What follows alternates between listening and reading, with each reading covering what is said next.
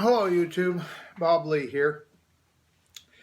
Yesterday was Sunday of the Memorial Day weekend, and I got to fooling around with my lathe, and I tried turning a part of a log, green lumber, from some of the ash that I brought home, and it was a burl that I tried to do.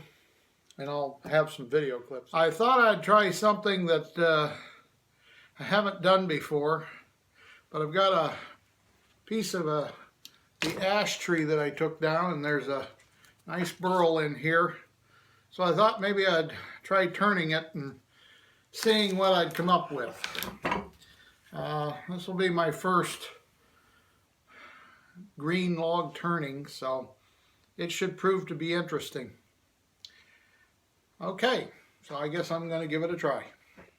I cut this out on my bandsaw, and I don't have a jig to turn it perfectly round yet, but I'm going to mount my 8-inch faceplate on here. I feel the most secure with this because I've never done live turning before with a live piece of wood, so my lathe will take up to a 12-inch bowl or a 12-inch round, and I've got an 8-inch blank here, or a little bit bigger than my 8-inch faceplate. So I'm going to try that and then kind of go from there. I've got it almost in balance, but it's still shaking pretty good. So I'm going to try to keep turning it down a little bit more. I've got it on a slow speed right now, so I didn't want it to shake the lathe apart.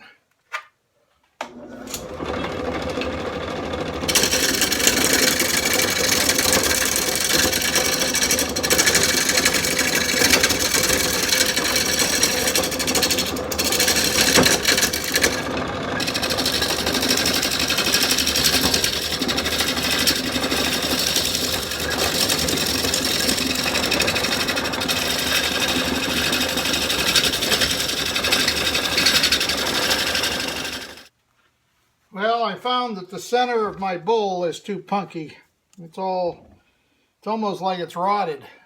So I guess this is not a good situation. It's all punky in here, and it's all just coming out way too easy.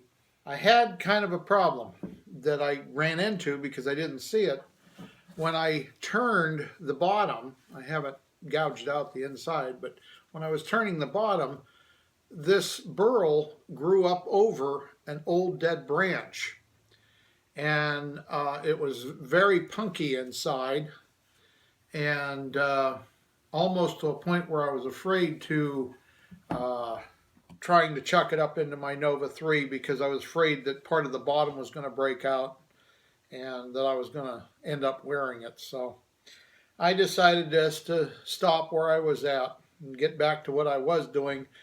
And so today I'm going to get back on my TV stand doors and get the center parts cut out.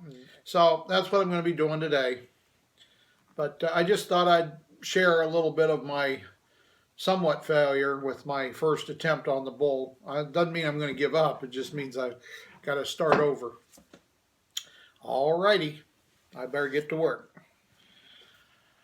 Okay, what you see over here is a piece of 1/4-inch ply, walnut surfaced on one side. What I'm going to try to do is use the pattern of the grain in the sheet of walnut there to set up a book match situation in my doors right here. And so I'm looking at the grain pattern to see what I can do to put it inside these doors to make it match. Okay, what I'm going to do is cut my sheet so that I have the pattern that I want in my doors.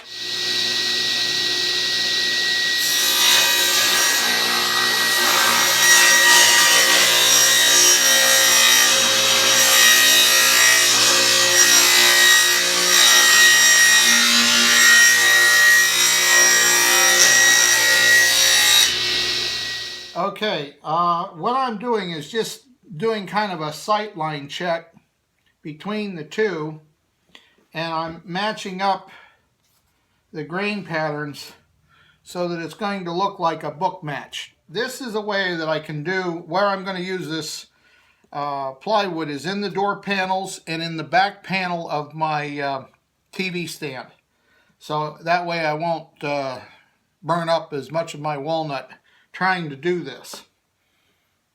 Okay, I've been able to match my panels with the plywood. I had to waste a little bit of plywood, but that was the reason why I bought it.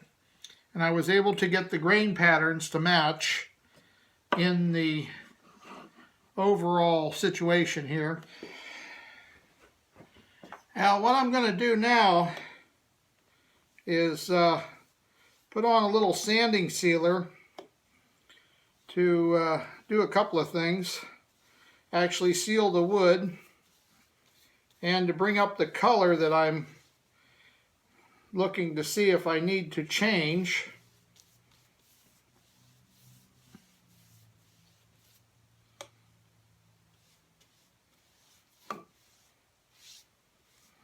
It looks like I'm going to stay with what I've got, because it looks pretty good.